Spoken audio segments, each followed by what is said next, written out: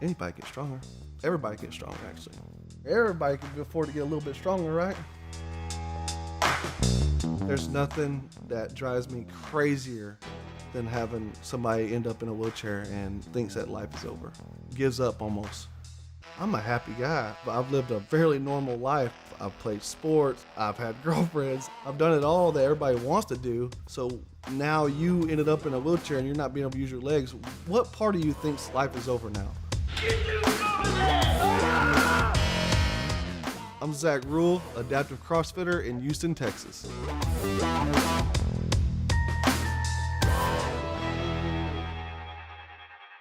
I was born at 7 months exactly, premature.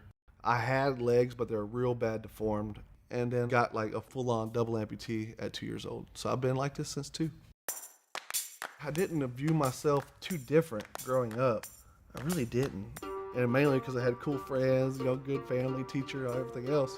But it tripped me out how much of a normal life I live for somebody that has no legs. I never got down and out, never, not once. My mom didn't allow me to do anything real easy. And at the time, man, when she's telling me no and she's not moving the cups down, I gotta get the chair out and climb up on the counter and all this other stuff, you're thinking like, man, she is so hard on me, I wonder why. But now I look back and I'm just like, man, that was the way to do it. She had it all figured out. She was well above her time, she just didn't know it. A lot of my high school coaches try to get me involved with other stuff. Like, man, you could film, you could be a trainer. But at the time, you're a kid and I'm an athlete. I feel like I'm an athlete, and who the hell wants to be a trainer?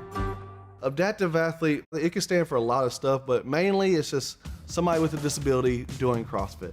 When I first heard about CrossFit, I thought it was the dumbest thing I've ever seen. I had a client at the time I was training, started training her, then eventually started watching YouTube videos on it, getting into it myself, and joined the competition. Now I drank the Kool-Aid and I'm full head first in the CrossFit world now. My first CrossFit competition was actually held by a good buddy of mine named Angel Gonzalez. He's actually in a wheelchair himself, and the competition was for adaptive athletes only, so only wheelchair athletes. I actually beat him at his own gym. So that was my first one ever, and I just thought it was super cool. Like, the dude in last place gets more cheers than the guy in first place, and it just caught on to me and stuck to me like glue. My bench press record is 501 pounds, 501.5.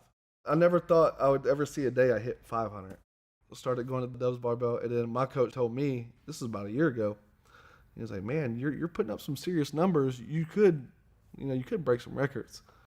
I tried it a matter of 6 times. I tried it on the platform. I failed 5 times, and I finally got it my 6th try.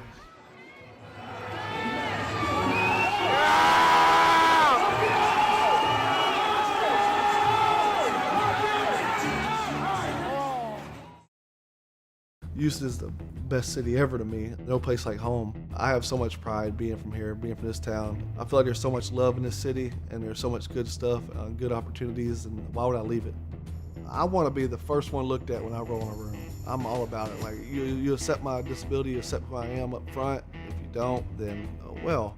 I try to tell everybody, yeah, no matter what, when you roll in a room, you're going to be pretty much the center of attention. You're in a wheelchair. I was like, so use that. Use that. You got all eyes on you for a reason. I was like, be the outgoing person you want to be. The person you think you want to be. Well, be that person.